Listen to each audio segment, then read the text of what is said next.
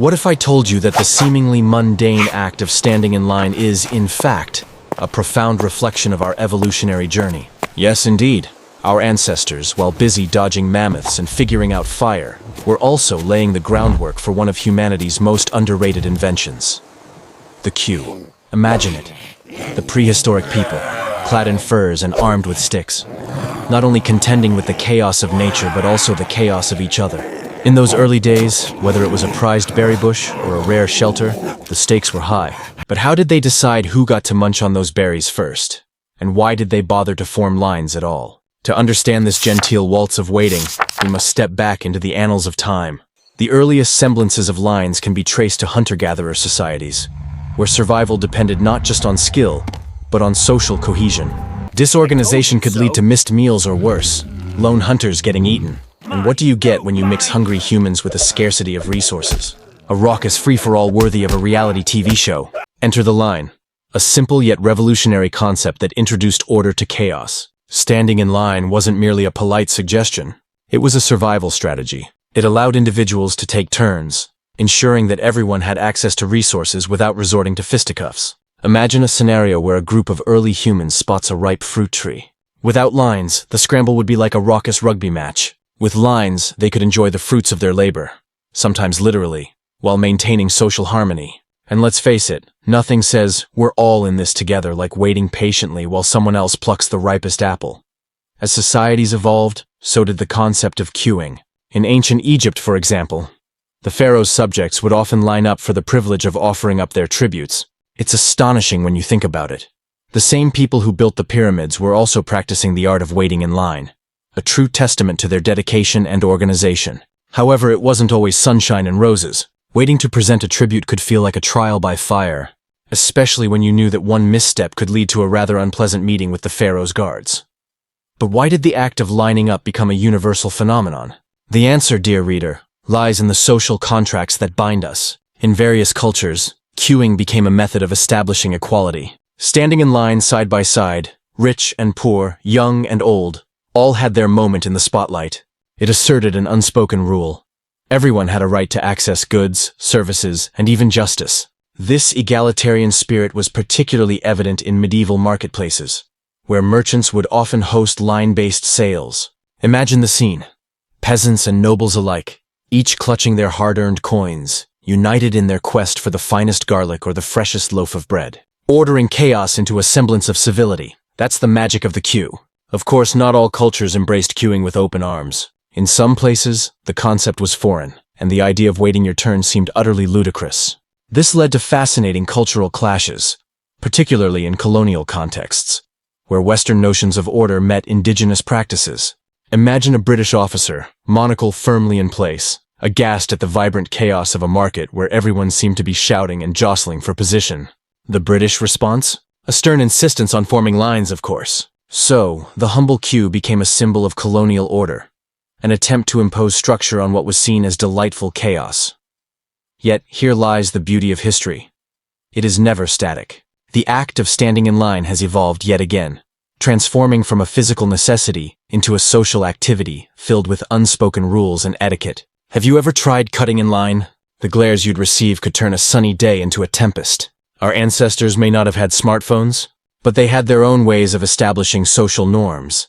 A deftly wielded gaze could convey just as much as a modern-day text message. So, as we stand in line today, whether at a bustling cafe or outside a concert hall, we are not merely waiting. We are participating in a ritual that reflects centuries of human ingenuity, cooperation, and the relentless pursuit of order in a chaotic world. We inherited this legacy from our ancestors, who stood in line not just for fruit, but for the very essence of what it means to live together. A little patience, a dash of respect, and perhaps a smattering of humor to lighten the load. And who knows, the next time you find yourself tapping your foot in impatience, remember that you're part of a grand tradition. After all, standing in line is just one small step away from humanity's great leap into civilization. In 1793, the streets of Paris buzzed with the fervor of revolution, where the air was thick with dreams of equality and fury against the Ancien Regime. But amidst the guillotines and grand proclamations, a curious social construct was quietly blossoming: the line. Yes, the humble queue, a phenomenon that, in today's world, we often approach with a mixture of patience and exasperation, was once a symbol of distinction, a literal line drawn between the privileged and the common folk. Imagine, for a moment, a royal court in the 17th century. The air is perfumed with the scent of opulence, and the throne room is a veritable stage for the elite. Here, standing in line was not merely an act of waiting. It was a calculated display of status. The noble classes would congregate in an orderly fashion, each person vying for the chance to present their petitions to the monarch. The line itself was a social hierarchy, and it wasn't just about who got to speak first. It was about who was deemed worthy of the king's ear. Let's unpack this a bit. In a world where chaos reigned supreme, think flying swords, royal decrees scribbled in haste, and peasants trying to sneak a peek behind velvet ropes, the advent of the queue offered a semblance of order. It was as though society collectively decided that waiting, much like dressing for dinner, could be imbued with a sense of ceremony. As the Age of Enlightenment dawned, the idea that everyone should have a say, a voice, a chance to be heard, began to seep into societal consciousness. And with it, the queue evolved from an exclusive privilege to a more democratic practice. Picture this: a long line of commoners outside the bakery, each person clutching their ration card, waiting patiently for their loaf of bread. What began as a royal custom transformed into a necessity that united the masses. Suddenly, everyone was a line stander, irrespective of class, and the act of waiting became a shared experience, a social equalizer of sorts. Now, you might wonder, how did this transition happen? Well, let's travel across the English Channel for a moment. In the bustling markets of London during the Industrial Revolution, queues became ubiquitous. With the rise of urbanization and the influx of people into cities, the need for order intensified. Enter the queue. Now, not only a place to wait for bread, but also for other commodities. Tickets, goods, and even an audience with the latest celebrity chef, though, in those days, it might have been a celebrity roast. But let's not forget the humor in these transitions. If you've ever stood in line behind someone meticulously counting their change at a grocery store, you can appreciate the age-old sentiment. Waiting can be a test of patience. Back in the day, a line could stretch for miles, with folks exchanging pleasantries or, more likely, grumbling about the ever-growing distance between them and their coveted product. As queues became synonymous with the fabric of daily life, they also gave birth to a plethora of unwritten social codes. For instance, who among us hasn't experienced the sudden surge of indignation when someone cuts in line? It's as though they've committed the ultimate social faux pas. As if pushing in front of a fellow queue member is tantamount to declaring oneself a minor royal. Lines, it turns out, are not just about waiting. They are a microcosm of societal norms, teaching us patience, resilience, and sometimes the fine art of subtle rebellion. The 20th century brought about further transformation. With the rise of mass consumerism, the line became a ritualistic experience. Think of the queues at the launch of the latest iPhone, or the midnight madness at the local big box store on Black Friday. The act of standing in line morphed into a spectator sport, where camaraderie blossoms among impatient strangers, unified by a shared goal. In fact, it's almost as if we've turned waiting into an art form, complete with its own etiquette. No cutting, no loud talking, and for goodness sake, don't even think about checking your phone too loudly. In our modern world, standing in line may seem like a mundane detail of life, an inconvenience we endure. Yet, this simple act reflects profound shifts in our social fabric. The queue is not just a line. It is a tapestry of history that embodies our evolving notions of equality, patience, and community. So the next time you find yourself idling away in a line, remember, you're part of a grand tradition that has transformed from the gilded halls of royalty to the bustling markets of today. After all, in the great theater of civilization, every line tells a story. How is it that a simple act of standing still has become a cornerstone of civilized behavior?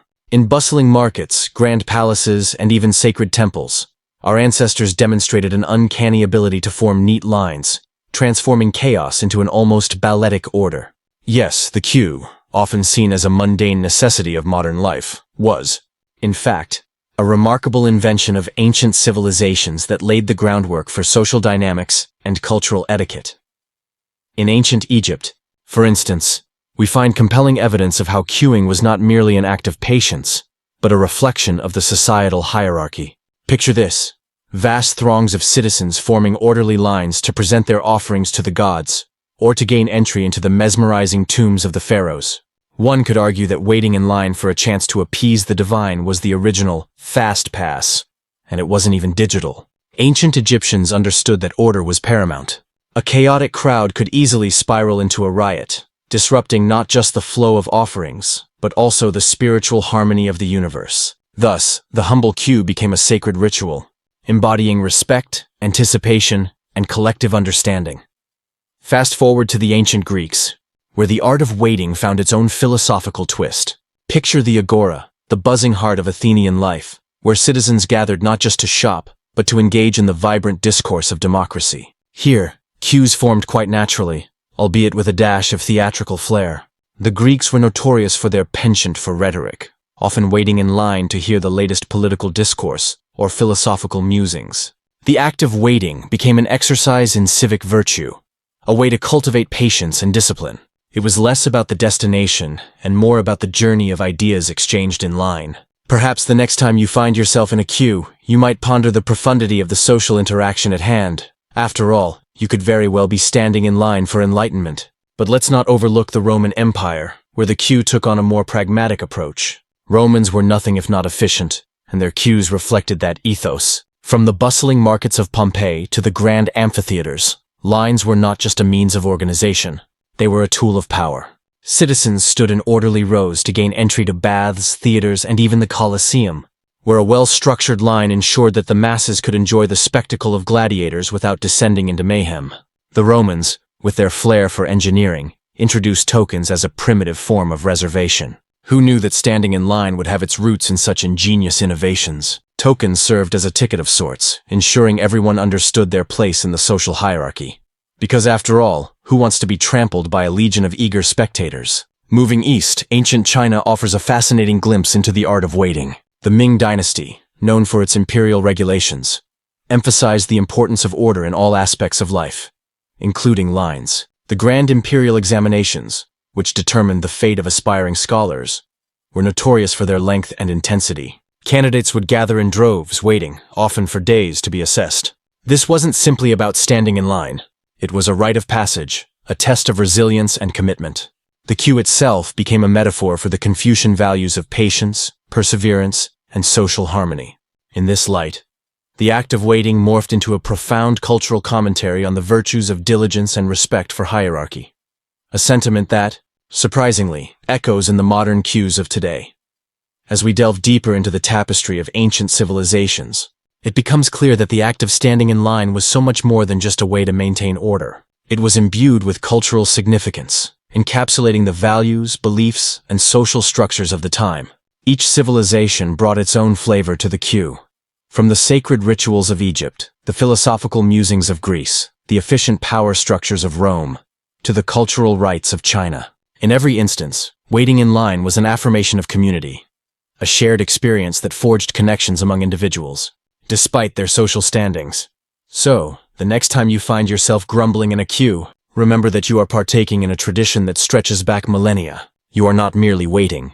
You are participating in a rich historical narrative, one that embodies the evolution of societal norms and human behavior. Perhaps as you stand there, you might offer a wry smile to your fellow waiters, acknowledging the ancient wisdom that binds you together in this oddly intimate experience. After all, if our ancestors could transform the art of waiting into a tapestry of social cohesion, surely we can find a little humor in our modern-day struggles with the unending queues of life. In the bustling heart of modern cities, one can find a curious phenomenon. The queue, a silent testament to humanity's remarkable ability to embrace patience. Yet, if you stop for a moment to ponder, have you ever considered what specifically transformed the act of waiting in line from a chaotic free-for-all into the structured ballet of patience we experience today? It all began with a humble little invention, the token. Imagine, if you will, a quaint marketplace in the 17th century. A long line of eager buyers stands before a vendor, each clutching a small wooden token, like a precious lottery ticket. This was no mere whimsy of design. It was a revolutionary shift in social organization. Before the advent of tokens, the act of queuing was akin to a gladiatorial arena, an unpredictable melee where the strongest elbow and the loudest shout reigned supreme. Tokens introduced a semblance of order. They were a magical promise that one day, you too would receive your prized cheese or fresh bread without losing a limb in the process. But how did we leap from these wooden tokens to the sleek digital solutions of today? Well, the Industrial Revolution, that grand upheaval of society, played its part. As factories churned out goods faster than you could say queue up, the need for an organized system became paramount. Enter the humble ticket. Imagine a world where a bustling train station was rife with chaos. Passengers jostling for position, bags flying, and the distant sound of a whistle indicating imminent departure. The introduction of tickets didn't just offer a seat on the train. It created an invisible line of entitlement, a promise of order amidst the rush. Of course, humanity being what it is, we quickly found new ways to circumvent these systems. Sneaky individuals would try to cut in, claiming a sudden urgency, or worse yet, they would lose their ticket in the hope of snagging a prime spot. This led to a curious social contract, the understanding that we all collectively agreed to respect the line, lest we devolve back into chaos.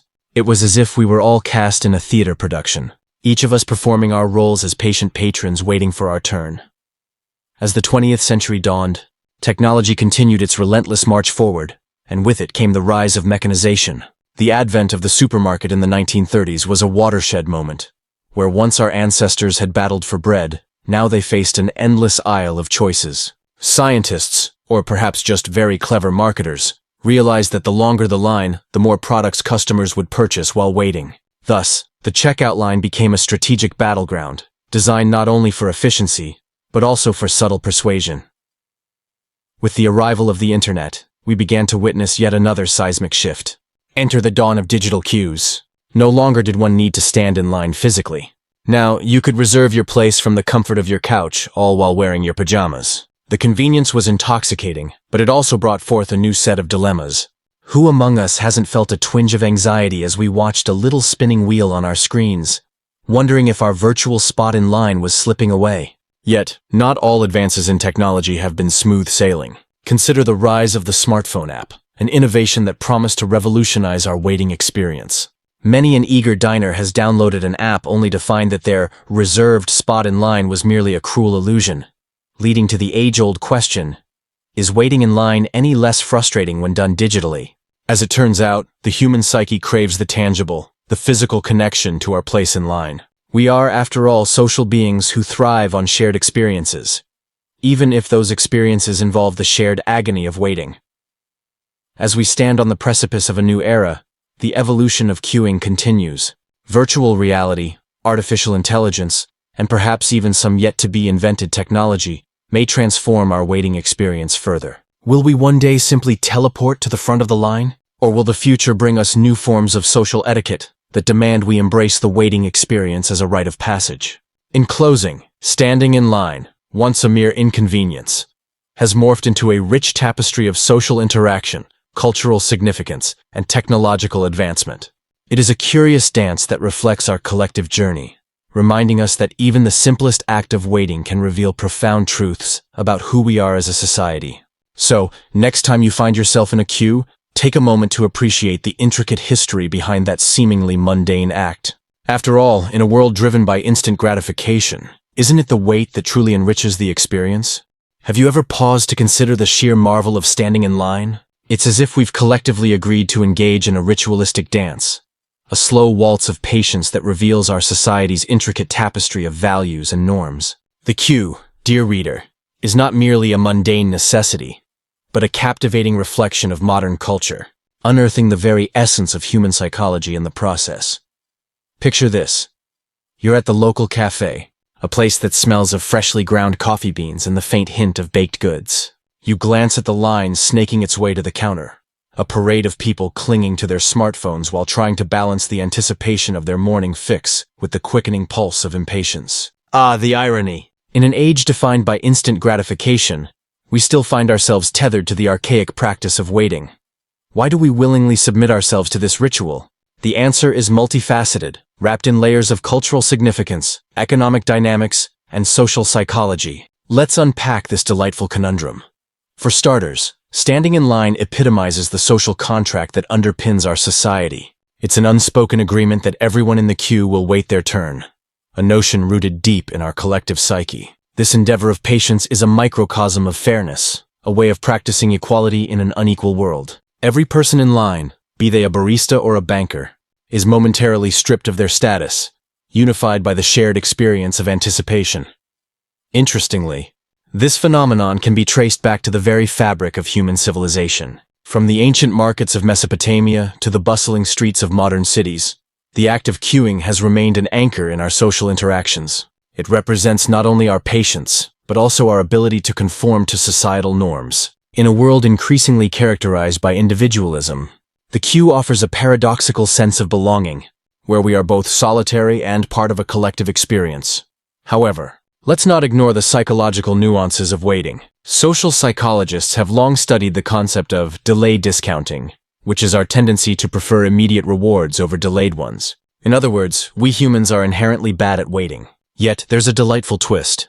When we engage in the act of standing in line, we often rationalize our wait, transforming the experience from a mere inconvenience into an enriching ritual. Perhaps it's the thrill of anticipation, the aroma wafting from the kitchen, or the friendly banter of the people around us. We convince ourselves that the longer we wait, the better the reward will be. A classic case of better late than never, wouldn't you say? Yet, let's not paint a rosy picture of our queuing experiences. With the rise of technology and the fast-paced rhythm of modern life, the nature of waiting has morphed. The introduction of mobile ordering apps has transformed our relationship with the line, often causing it to vanish entirely. But does this mean we've evolved past the need to queue?